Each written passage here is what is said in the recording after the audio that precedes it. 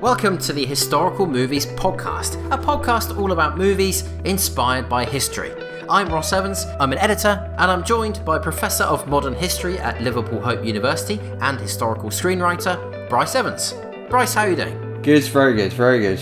And coming up, yes, Josephine, tonight, please, it's Napoleon.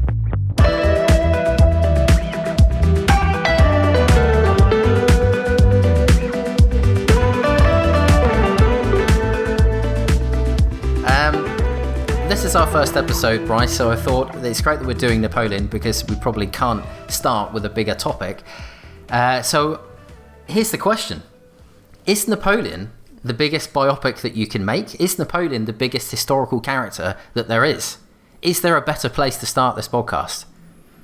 Well, I mean, I think probably yes to all of those questions. If you subscribe to the great man theory of history, which this movie does.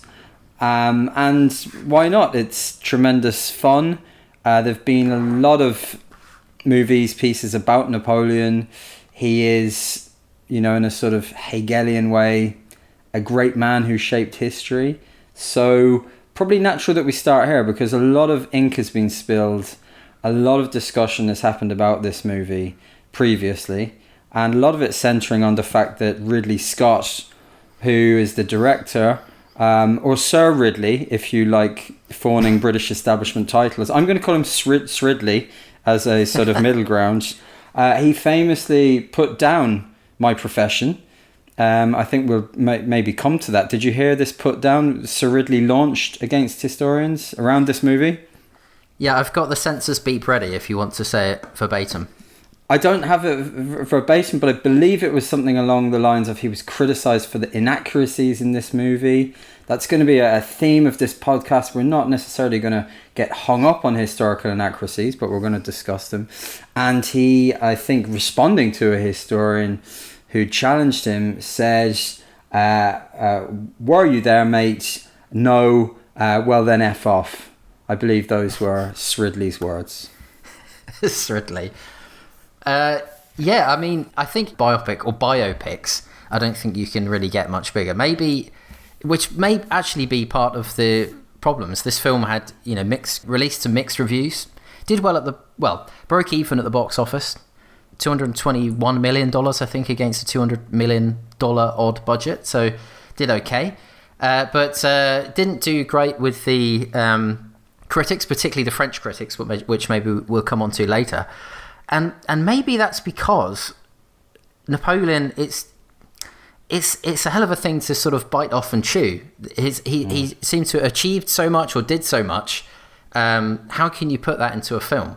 The interesting thing about this is that Ridley Scott, if you believe what you read on the internet, Ridley Scott wanted to get this out to stop Steven Spielberg, who wanted to release a series about Napoleon based on Stanley Kubrick's script. Now, Kubrick was obsessed by Napoleon, tried for a long time to get a Napoleon film made and funded, but due to the failure of a film from 1970 about Waterloo, there was seemingly no market for it. So hanging over this film like a giant black cloud is probably the best historical film never made, Kubrick's Napoleon. Well, yeah, I mean, on that, I should shout out to an academic, Laura O'Brien is her name. If you want to know anything in greater detail about representations of Napoleon on film and indeed the French attitude to Napoleon in terms of state commemoration, she's written it all. But on that topic, yeah, Kubrick tried to do it and failed. Scott shot this in 62 days and it's his entire life. Other movies have done parts of his life, perhaps his youth, perhaps part of his career. So you have to say hats off to Sridley in that he's shot the entire kit and caboodle in 62 days, which is pretty formidable. I was reading an interview with the historical consultant on this movie who says, and now allegedly, there's 107 Napoleon movies. And I presume he's including... Is there? He's probably including, French TV movies, that kind of thing. So if that's the case, and considering what you say about Kubrick, and considering there's a famous 1927 Napoleon biopic, silent movie, but which is regarded as a classic by film snobs, by a guy called Abel Gance. It's 6 hours long, and it only covers his youth. It only covers Napoleon up until his Italian campaign. So, given all that context, I have to say, hats off, and we're getting to hats, I think, later on, and the role of hats in this movie. Hats off to Sridley. It's a great movie for hats. I read that French film was planned one of 6. So that would have been 36 hours is maybe what you need to cover Napoleon himself. Ridley Scott has said there's going to be a 4.5 hour director's cut, which is supposed to be coming out soon. To be honest, Sridley, I'm not sure I'm going to watch that, but I did enjoy my time in the world of Napoleon. So, Bryce, what doesn't this film tell us about Napoleon? We've said that there's an awful lot. He's bitten off perhaps maybe more than he could chew. So what's he left out?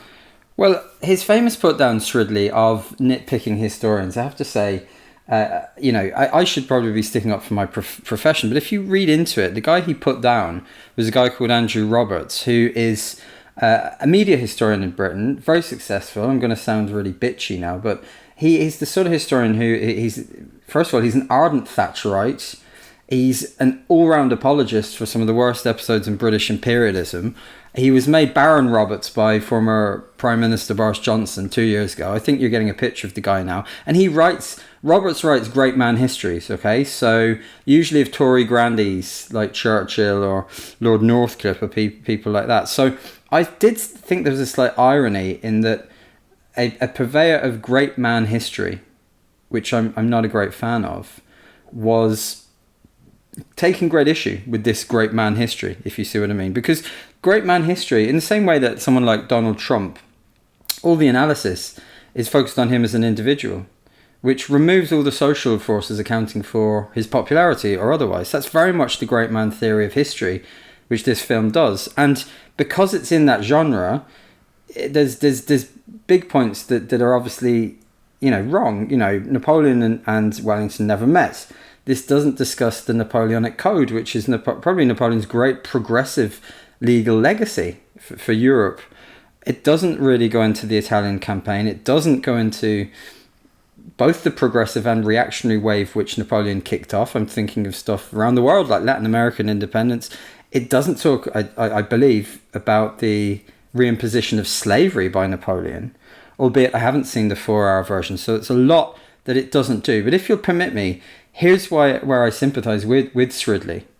Because if you listen to a few military history nerdy podcasts, and military historians, for those people who are not familiar with the academy, professional history here, I'll just give you an example. In sort of maritime history, the sort of people I'm talking about are what they call in maritime history rivet counters. There were only so many rivets on the hull of the Titanic. And I listened to a podcast by this sort of people, I'm going to call them military history nerds, who they take issue right from the start. So in the start, we're in, towards the start of the movie, we're in Toulon, which is one of Napoleon's great early successes. And it's filmed in Malta, this. And they were screaming on this podcast, Toulon was a small redoubt, not a stone fort. I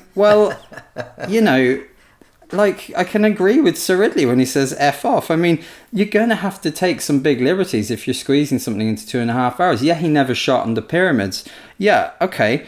The costumes, which I think have been resoundingly praised in this, these guys were taking issue because they were, and I quote again, clearly sewn on using a sewing machine rather than by hand. Well, you can understand Sir Ridley when he says F off to this, because this is the kind of detail. They also had a go at Napoleon's cabin in the ship, filmed on HMS Victory, of course, would have been a little bit smaller. And you're thinking, well, if you're going to be a pedant about that kind of detail, well, then I kind of agree with Sir Ridley, F off.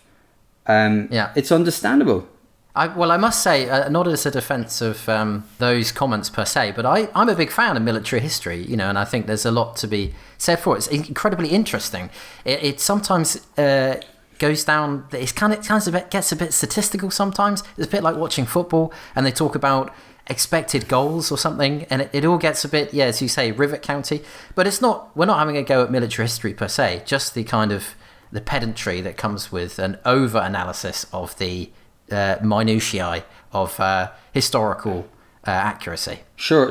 And on the other hand, I have to say, Sridley's general attitude towards historians, as sort of conveyed in that quote, is very dismissive. And I have to stick up again for my profession here, because I actually read an interview by the historical consultant on the movie, a young fella, just out of his PhD, called Ros Chevalier, young French guy.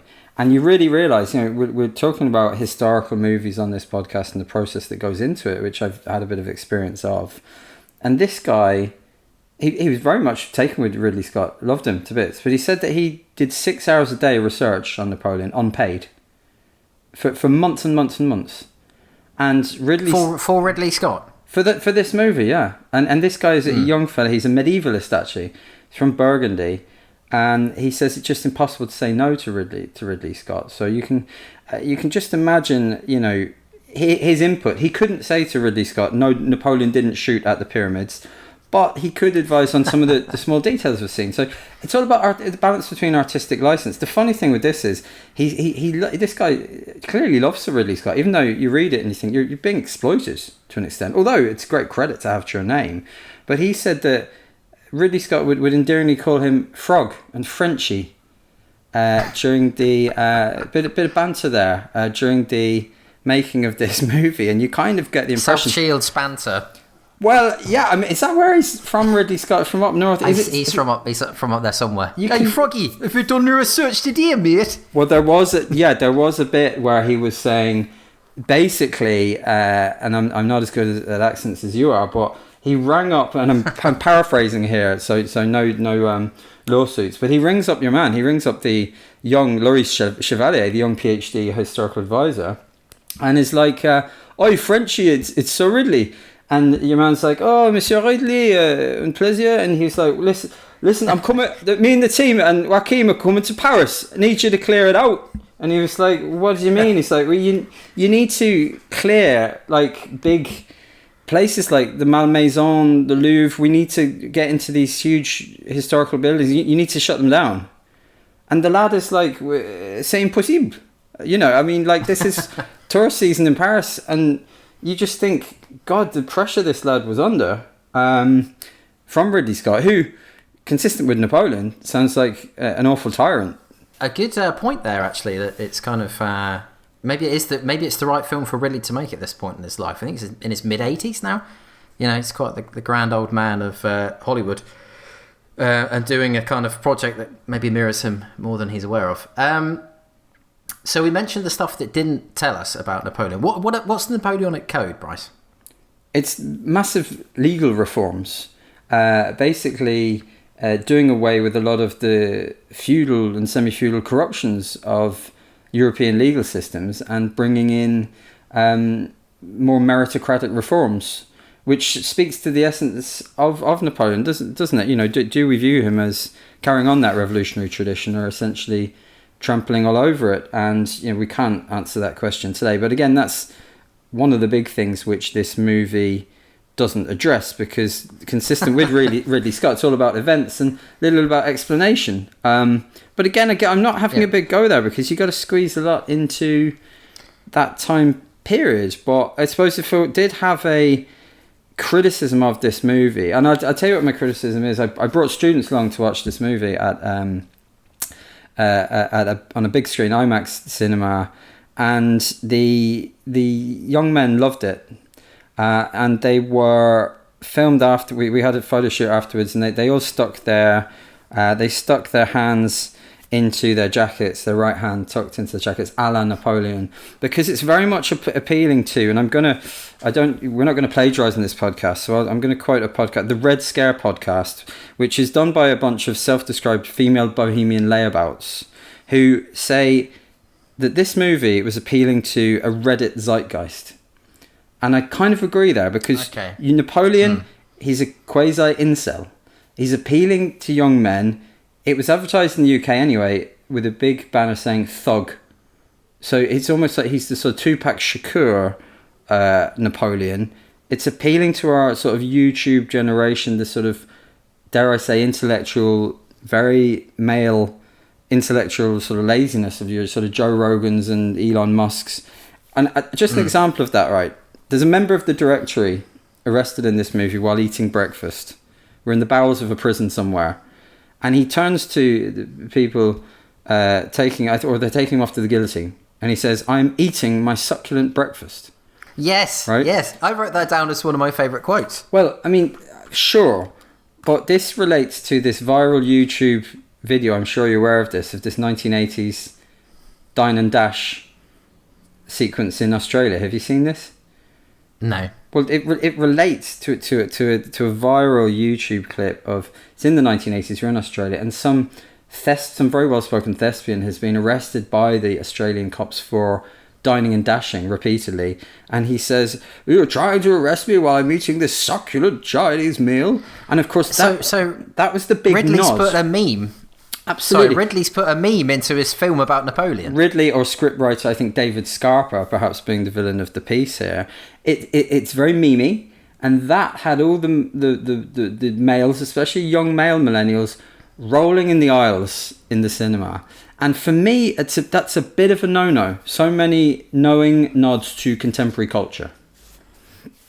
Oh, that's very interesting. I hadn't thought about that. But of course, I mean, just to come up with the counterpoint to that, perhaps, is that when you make a film, the first thing that you consider is who's the audience, and then you gear the film to that audience.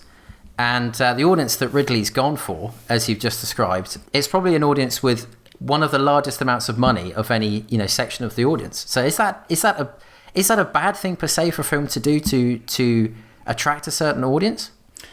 No, I understand the movie industry to that degree, but I don't think sometimes, and we can discuss this in more depth with other movies, sometimes when there's too many sort of knowing, nodding, winking references to contemporary culture, for historical pieces, sometimes I think that appears a little bit cheap.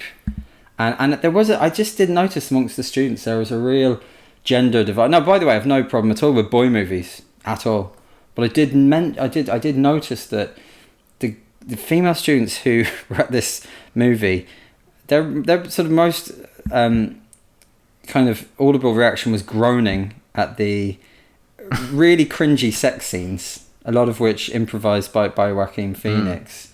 Whereas the boys were kind of like really getting off on, well, the battle scenes as well. Of course, the battle scenes I think are great. And I think that was interesting, that reaction, because of course it is very much a movie about the relationship between Napoleon and Josephine, as you said at the start. That's the driving force of it, really. And so that was interesting. The groaning, the audible groaning at the sex scenes, which is kind of the driving force of the whole piece, isn't it?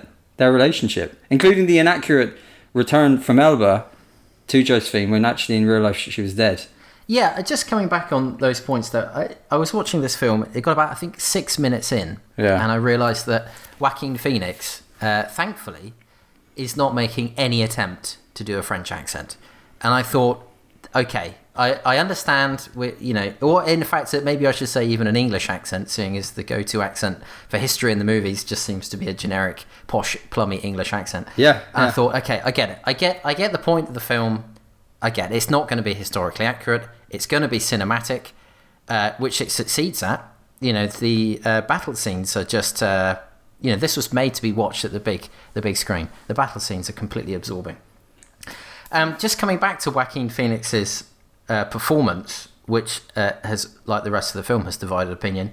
I read that Brian Cox, the actor, that is not the physicist, has labelled Joaquin Phoenix's acting as, and I quote, truly terrible. Well, that I don't think I'd agree with that, actually.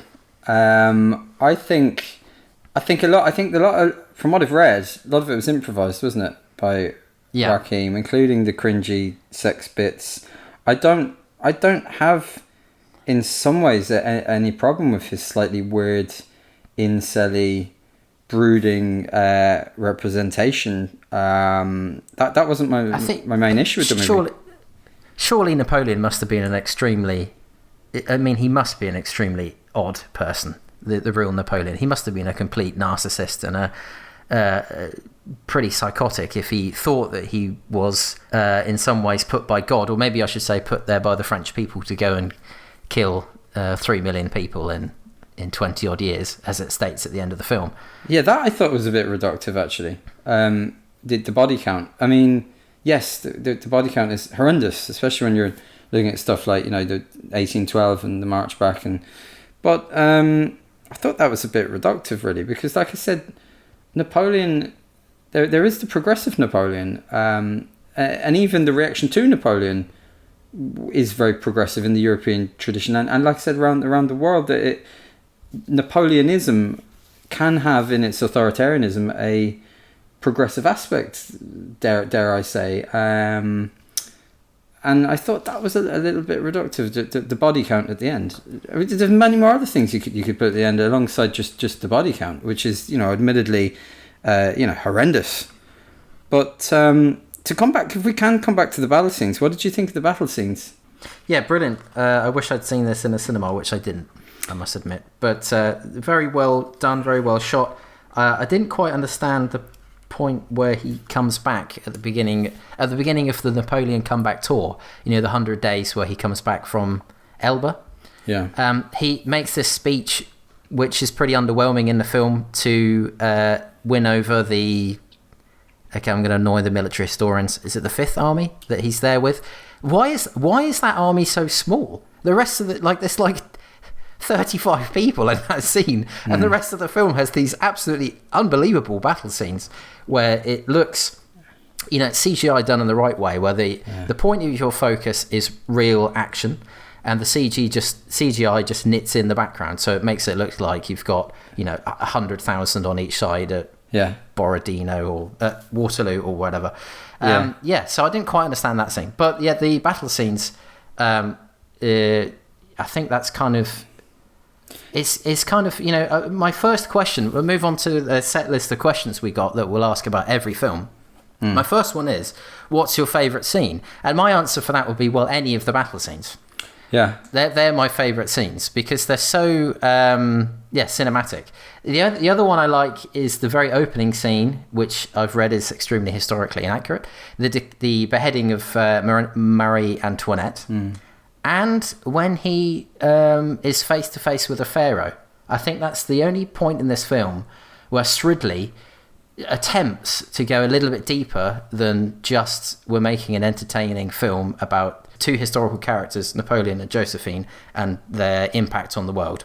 He first of all has to step up to the pharaoh and lean in. I think he puts his ear to it to hear if this pharaoh from the ancient Egyptian world would give him any advice or anything, and then he reaches out, tries to touch it, and it kind of moves mysteriously out of his way.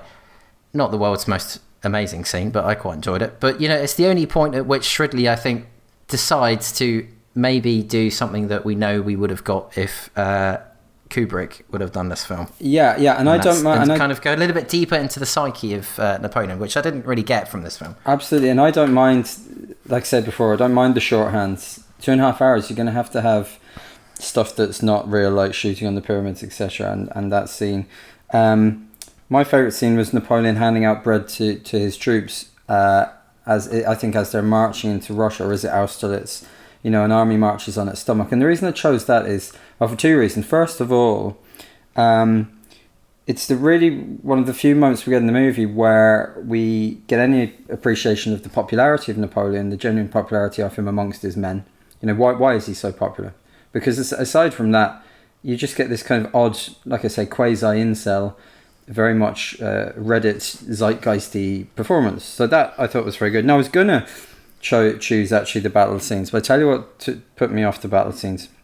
I was listening to an interview with Sir Ridley by Dan Snow. Dan Snow, for those who don't know, is a sort of media historian here in the UK who I have to say has all the air of a private school prefect to him. Chiseled jaw television historian Dan Snow. What did he say? Head boy Dan Snow, MBE, did a really fawning interview with Ridley Scott. If you listen to it, it's hilarious because Ridley Scott sounds quite drunk, and all Dan Snow is just socking up something terrible. Just he keeps going on about the battle scene, much in the genre of actually like a bragging, pretentious schoolboy keeps saying to Ridley Scott, great, you've got to see those battle scenes in IMAX. You just have to see them in IMAX. And Ridley Scott, to his credit, who sounds quite drunk in the interview, turns to Snow at one stage and says, well, how have you seen it in IMAX yet? It hasn't been released yet.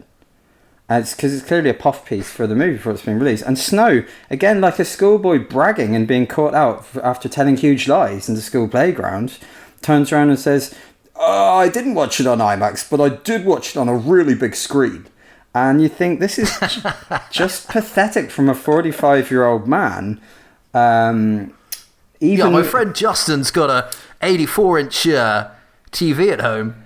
It was bloody great. Yeah, it's that kind of thing. Then again, is it as cringy as the fact that you go on Dan Snow's Wikipedia and along with his entire family tree, he also has the fact that he rugby tackled a looter during the 2011 riots in London. Just so you know, he's a bloody good chap. Bloody nice bloke. So for that reason, I didn't choose any of the battle scenes because I think, again, the problem with it being such a boy movie in the great man of history tradition is that it lends itself to this sort of really braggy and ultimately quite boring, you've got to see this on IMAX. And I think, again, to Sridley's credit, like you say, to come back to one of your points there, he's quite sparing with CGI, which I'm really a big fan of, because I think we've discussed this previously. I think a lot of the sort of overuse of CGI in the last sort of 20 years of cinema is going to look really crap in sort of coming years. So just as a recap, we've dug out Ridley Scott, Dan Snow, and Insults. Okay, so that's my Andrew Roberts as well. Andrew Roberts, yeah, and Andrew Roberts, all insulted. Just to come back about CGI, I think there's obviously a lot of CGI in the film. I think the best modern example for this is Top Gun Maverick, where they kind of did this whole marketing campaign to say, this is shot for real. This is an old school film. It's shot for real. If you look at the amount of CGI in that film, there's a huge amount of CGI in that film. The difference is that it's all in the background. It's adding stuff. It's adding effects. It's removing pilots. It's putting in extra planes. It's not the object of the CGI. The object is of your eye is shot for real, and then the background is made more impressive. So the scenes are made more impressive with CGI, which is what this film does, and I think is probably the best way of using it. So, second question, Bryce. Which historical figure from this movie should do the DVD commentary? Well, I suppose if to come back to our military historians and some of their valid criticisms, I suppose you would have one of the marshals, who are totally overlooked really in the movie. You'd have someone like Marshal Ney or Marshal Massena, one of the famous marshals, who was so responsible for a lot of Napoleon's great victories, to do that as a corrective, perhaps as a nice pedantic corrective, because again they are very much, understandably perhaps, overlooked just in favour of the man himself. What do you think?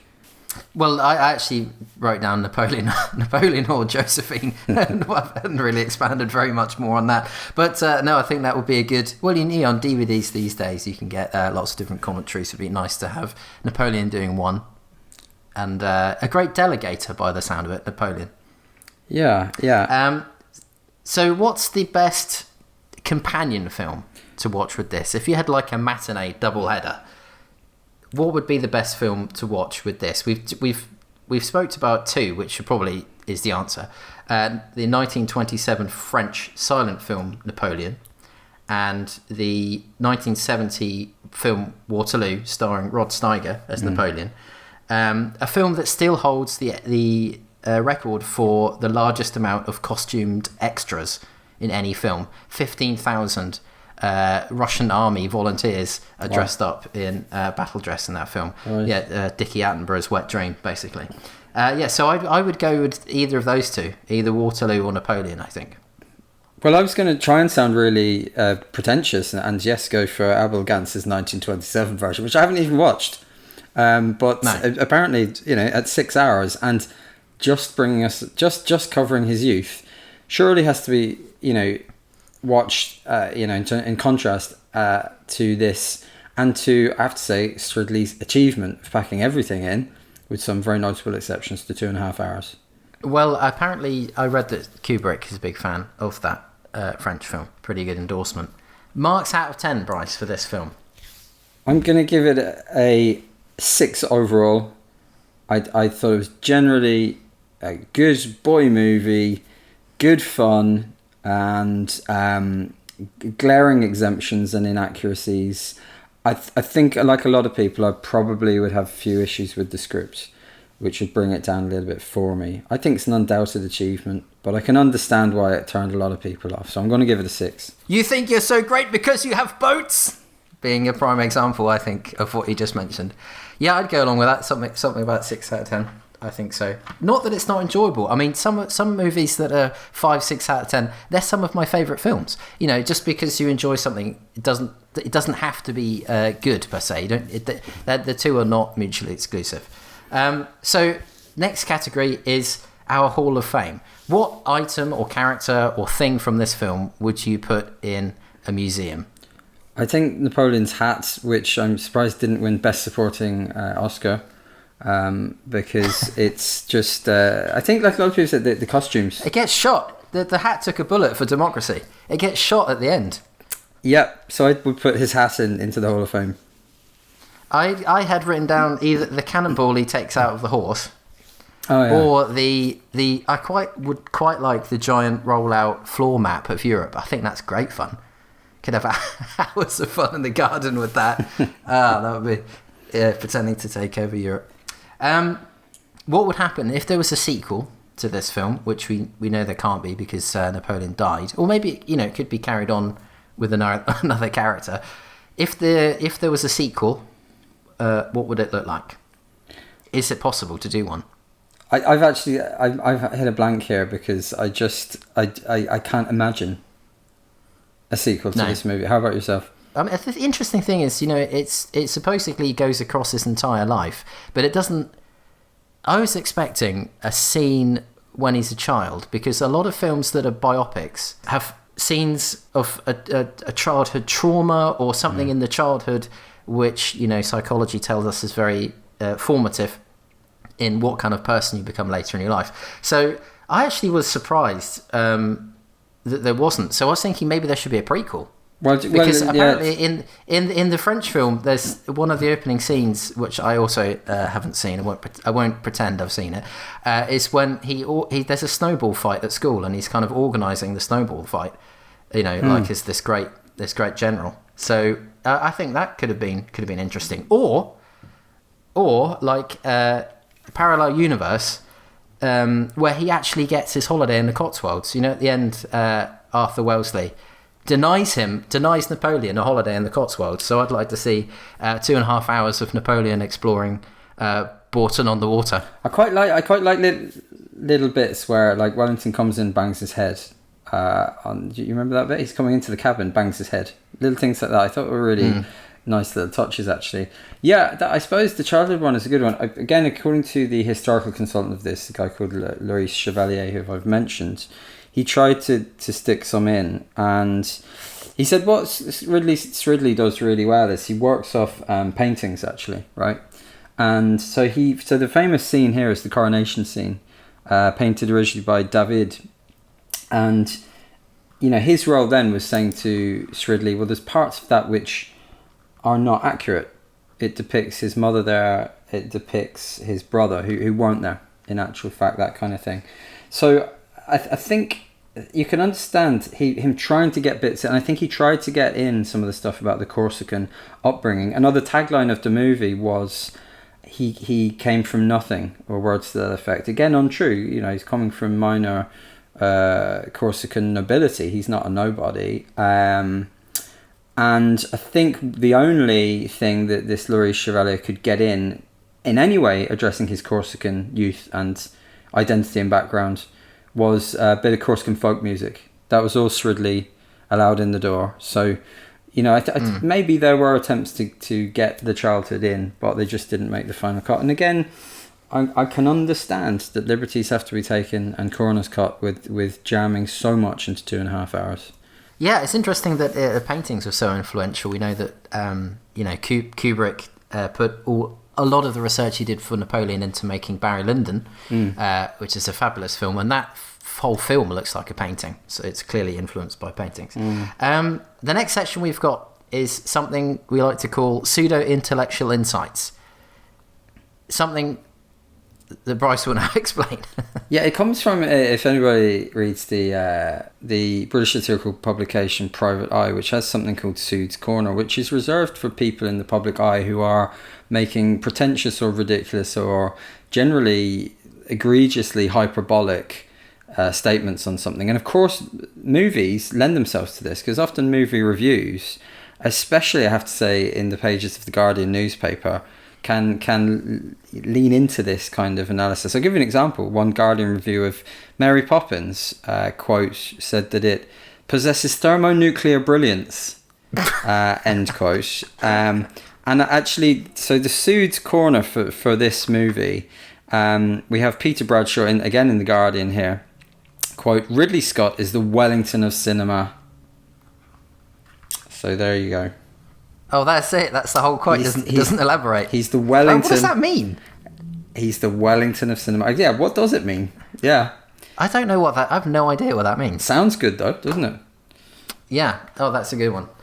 The next section, which we've basically already covered, is military historians' pedantic profundities. Bryce, I think you've already covered this one quite well. But are there actual...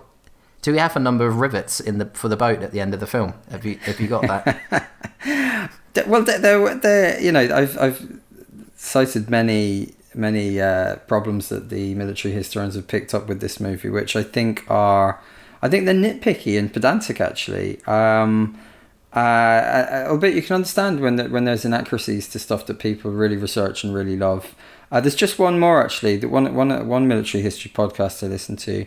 They wanted more maps in the movie. Do you know what? Hang on, I agree with that. I'm a big fan of maps. I wanted more maps. Show me an effing map. They cried. They implored. Yeah, okay, I suppose. Yeah, okay, we'll give them that. Maybe it could have done with a couple more maps, arrows and all that kind of stuff. Yeah, actually, just coming back to the end scene on the boat, I didn't quite. Is it just me when? The Duke of Wellington comes on, can you clearly see some modern plumbing at the top of the boat? It's like they've got these massive electrical lines at the top. I didn't understand it. Maybe they ran out. Well, I was going to say maybe they ran out of money. They're not paying the bloke who's doing 6 hours of historical research every day, and they haven't paid the person who's got to remove the pipes from the HMS Victory where they filmed it. So I didn't see that, but where does it end? If you're gonna, where does it end? Rupert Everett's too old. Hang on a second. This was like a modern. This looked like a modern pipe with like a valve on it. I mean, that's just ridiculous. Is it as obvious as the Zulu with the wristwatch? I don't know. Rupert Everett is too old for Wellington. Joaquin Phoenix is too old for Napoleon. Where does it end? You can't. You'll go down a rabbit hole with this stuff. Well, that brings me neatly to the bonus round this week, which is if you're old enough, you're good enough. Napoleon, 24 at the Siege of Toulon. And Joaquin Phoenix was 49 when he made this film. So Toulon is a small redoubt, not a stone fort. For the love of God! How could they do it? Yes, brilliant. Well, Bryce, it's been a pleasure. Is there anything else you want to add? Anything else we haven't discussed? No, just I hope people have got an idea of the parameters of this podcast. And we're not going to we're not going to discuss great contemporary pieces like Nutty Professor 2, The Clumps, or Sharknado. We're going to keep it historical. And it's going to be not literary adaptations, it's going to be of original movies or people. And that's why we've started with Napoleon, which, as you said at the start, is the great candidate for a great man history such as this. Start as you mean to go on. Go big or go home, which we've done. Thanks, Bryce. It's been a pleasure. Thank you. Let's do it again soon. And we'll see you next time. And I've forgotten the name of the podcast. I'll do that again. And we'll see you next time on the Historical Movies Podcast.